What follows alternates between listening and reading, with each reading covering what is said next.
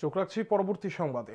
প্রয়োজনে তাৎক্ষণিক পাল্টা আঘাত হানার জন্য ভারত প্রস্তুত, সম্পূর্ণভাবে প্রস্তুত রয়েছে ভারতের সমস্ত আকাশ প্রতিরক্ষা ব্যবস্থা।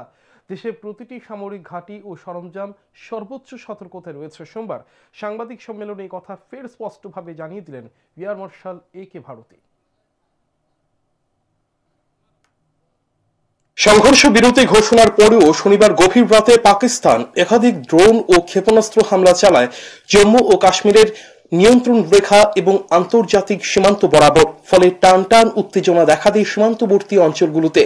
তবে বর্তমানে নিয়ন্ত্রণ রেখা বরাবর পরিস্থিতি নিয়ন্ত্রণে রয়েছে। তা সত্ত্বেও পশ্চিম সীমান্ত ঘেঁষা রাজ্যগুলোতে চূড়ান্ত সতর্কতা জারি করা হয়েছে।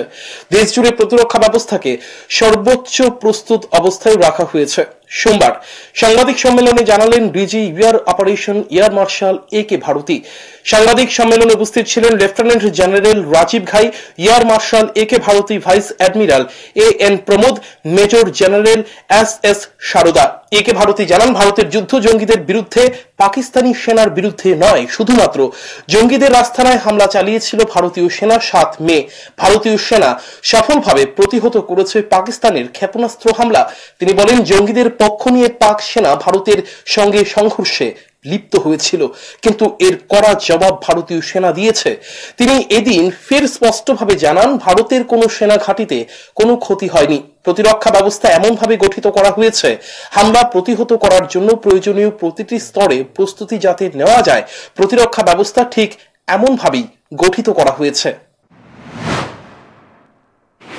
हमारी लड़ाई आतंकवाद और आतंकवादियों के खिलाफ थी।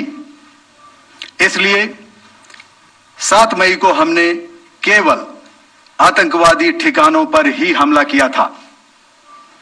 पर अफसोस इस बात का है कि पाकिस्तानी सेना ने आतंकवादियों का साथ देना उचित समझा और इस लड़ाई को अपनी लड़ाई बना ली।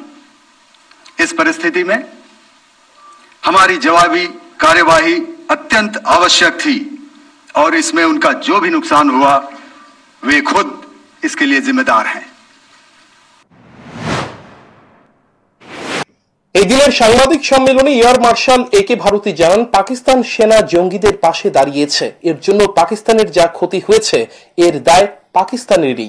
এদিন তিনি বুঝিয়ে দিয়েছেন, পাকিস্তানের ব্যবহৃত চীন ও তুরস্কের অস্ত্র ভোতা হয়ে গিয়েছে ভারতীয় সেনার প্রতিরক্ষা ব্যবস্থার কাছে। Report news today.